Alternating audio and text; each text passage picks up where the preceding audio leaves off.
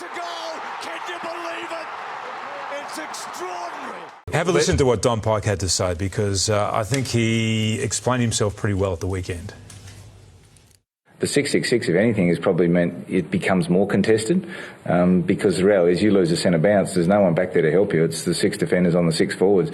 The other thing is that when they win the ball back, there's no extra player there to start the flow in your ball movement. So it actually becomes a game trying to generate that off the back of an even number start. So don't know. I mean, there's always a ripple for every rule change, and you know sometimes you can predict it and sometimes you can't, and that's just what the game's throwing up at the moment. The unintended consequence of the change, and there's been some great things that has occurred as a result of that change because of the 6 and 6 and the close finishes. The game on the weekend. I mean, Gold Coast, Melbourne. We would not have got that game if they. Did you watch the first 5/8 or 7/8 of the game? Oh no, it wasn't a great game, but we wouldn't have got the end result, the finish that we got. And there's been plenty of finishes like also the Gold Coast Blues was only a few weeks ago. Even Hawthorn have been involved in a couple of exciting games, even though they're not that exciting. Hawthorn and Blues down in Tassie. Hawthorn Bulldogs. Bulldogs kicked 8 goals because it kept going back to the centre, that gave them the opportunity to. There is a problem. There is a problem. There is a problem, and I think that Don Pyke is probably the first one that's explained it clearly. I don't get that you have to kick 100 points to have a good game. No, you don't. I've seen some great games this year. I think that's a bit of a fallacy.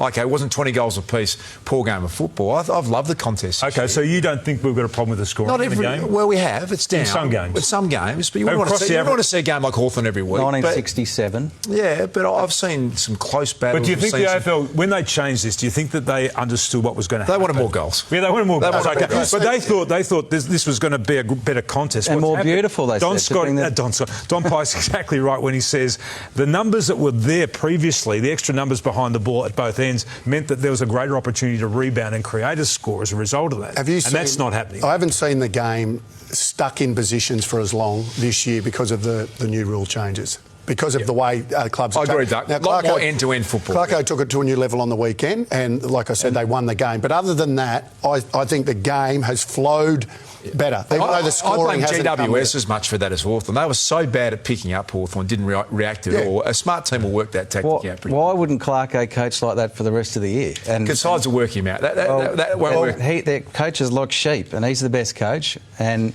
they had no answers, the Giants. Yeah, they won't work for them. They won't work for them every week. I don't think so. No.